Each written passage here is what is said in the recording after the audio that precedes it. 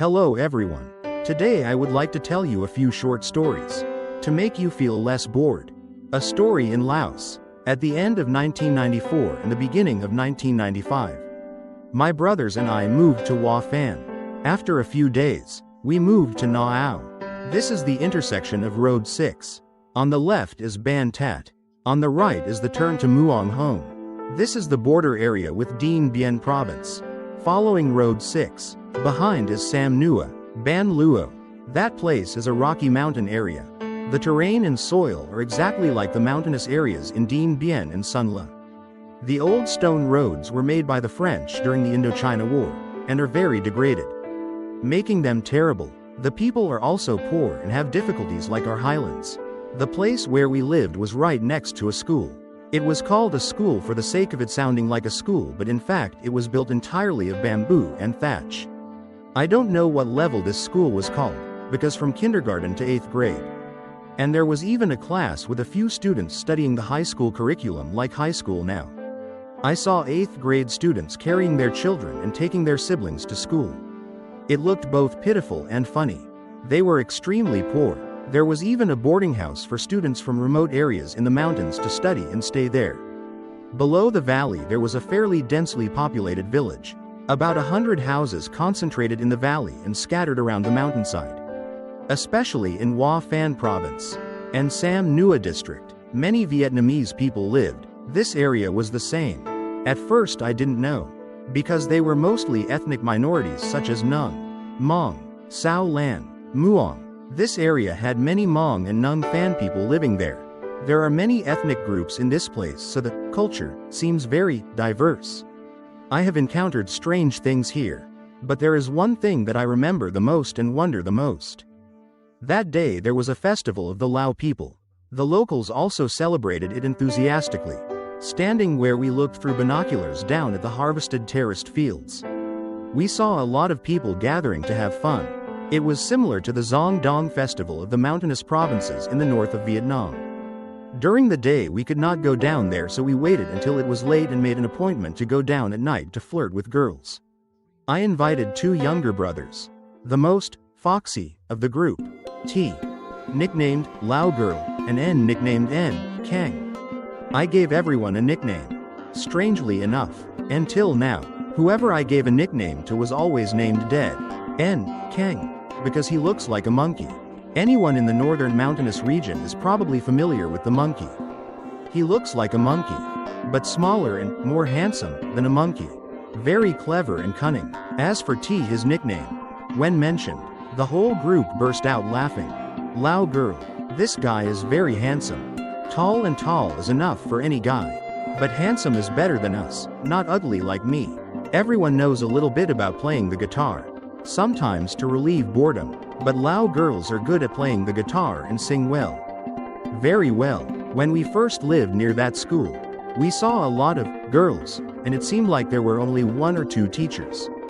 But they looked smaller and uglier than us, only more handsome than me. Their apartment building was right next to the kitchen where we cooked. This side was more crowded because it was all soldiers. The other side had fewer girls. Every afternoon, the soldiers would come down to the kitchen to watch the girls cook and flirt with them. Since we had just arrived, we didn't know anything, but when they saw girls, they would start making a fuss. T showed off by carrying his guitar and sitting next to the big water tank.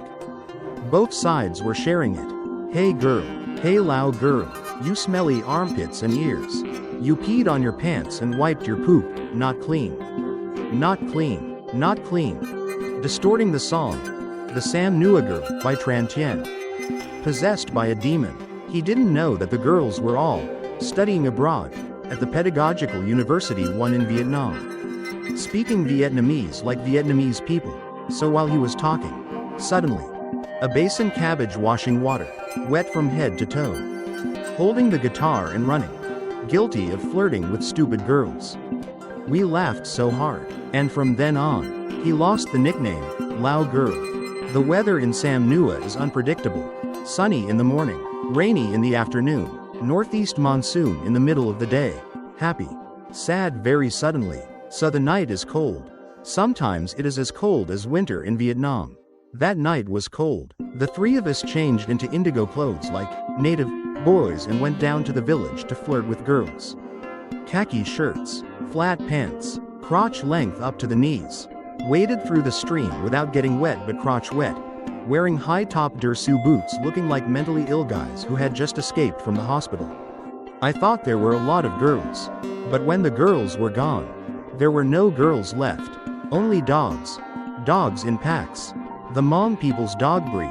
Dyed in color, not like ink or stripes. The fur color felt purple. Gentle during the day, extremely sensitive at night, probably because of a strange smell. They rushed out in a pack, herding the three of us away. Seeing that it was not good, I told the two of us, let's go home. We all dragged each other home. The moon was dim. While struggling to wade up the slope, I suddenly heard a crackling sound from the field next door. We sifted over to see what it was, shining a flashlight down on the rice field. They must have just planted it so it looked sparse. So many fish. All kinds of fish that looked like carp and like our crucian carp. Seeing the fish, the two of us were excited. Brother, catch, catch. I also like fish and crab, but I don't know why at that time I was hesitant. Partly because it was cold, partly because I thought I couldn't catch these fish with my bare hands, and partly because I was afraid of ruining all their newly planted rice. I told the others, come on, all their rice is ruined. Let's go home. The bell is almost ringing, the unit's bedtime bell. I reached out, no way to catch it. The other two guys kept insisting I caught it. I almost agreed, because N was very versatile, playing the trumpet at funerals, throwing flowers at weddings. He was good at everything, but I don't know why I was scared. Even though it was very far from the people's houses, and if the people saw me running up, they would stand there and watch right away. I could still run in time, but I was scared. A vague fear like someone was pointing a flintlock gun at me. I didn't listen, decided to retreat. I also felt regretful. In the morning, I saw my Lao friends, staying at a friend's unit, very happy. Their chopsticks and bowls clanging, bustling. I went down to the kitchen to eat. Saw everyone gathered around a pan of military fish porridge. I asked my little brother, foster brother, where did you get the fish to cook the porridge? His name was Ron and he spoke Vietnamese like a Vietnamese person. Catch the fish blocking the stream.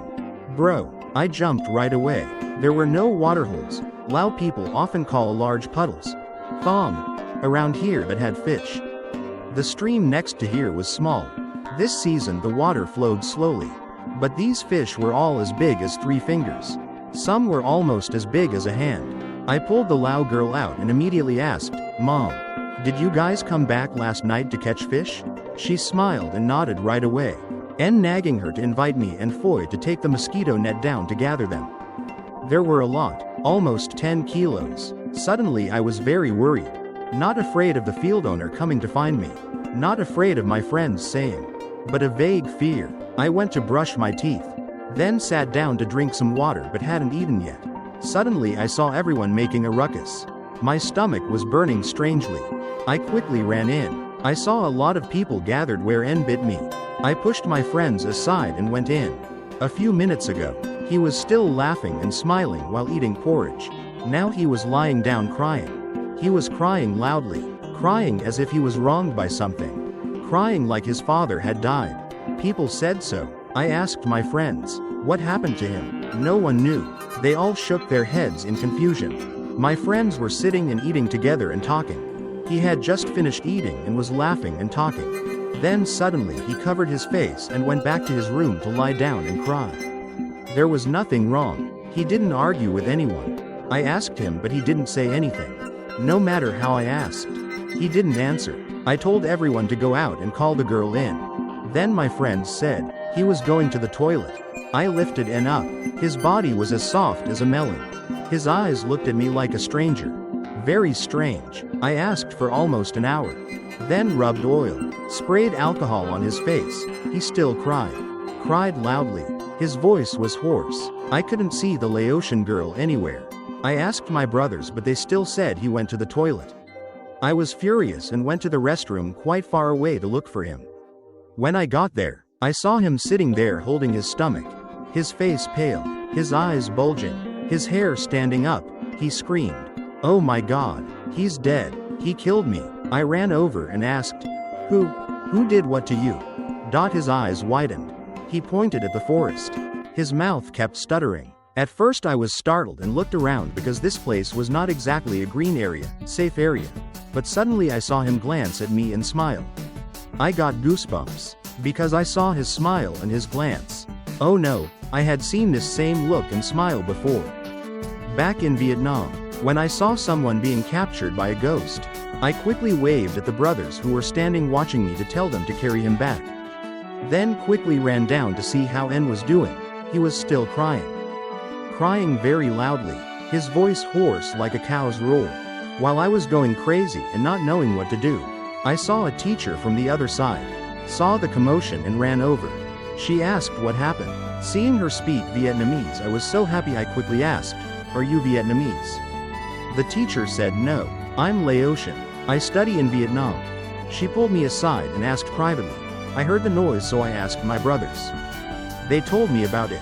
"But I was looking for you, because they said you were the captain." Yes, just ask."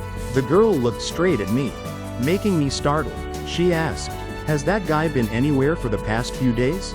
I honestly told her about last night when I went down to the village but didn't tease anyone. Didn't take anything. Didn't break anything. Just teased the dog and then came back. The girl insisted, "Tell me the truth." I was worried but also starting to get angry. I said rudely, "Miss, I told the truth. We didn't do anything. Just went home to sleep." "Oh no. I'm sorry, miss." When I suddenly remembered, "Oh no, miss, when I went home to sleep." The three of them got together to steal fish to cook porridge. In the field where we passed by last night. The girl nodded and said, "That's right." I quickly asked, "What's right, miss?" She quietly whispered to me, "Now I will send a friend to take you down to the village. You have to go quickly. Go down there and listen to what people say. You have to meet that person, exactly what she said, before 12 noon. After afternoon your friend will die. There is no way to save him." I said yes in a panic. A moment later a teacher led a boy of about 14, 15 years old out. I hurriedly followed him down to the village. The teacher also ran behind. Seeing it was annoying, I told the teacher to go back to school and I would go with the boy to be faster. The teacher quickly explained, "I have to go with him because he doesn't know their language. Stay quiet. From here down we shouldn't say anything. I have encountered similar situations, so I understand." In less than half an hour we arrived at Cow Village below. At the boy's house, I couldn't breathe and immediately told the teacher to tell the boy's father.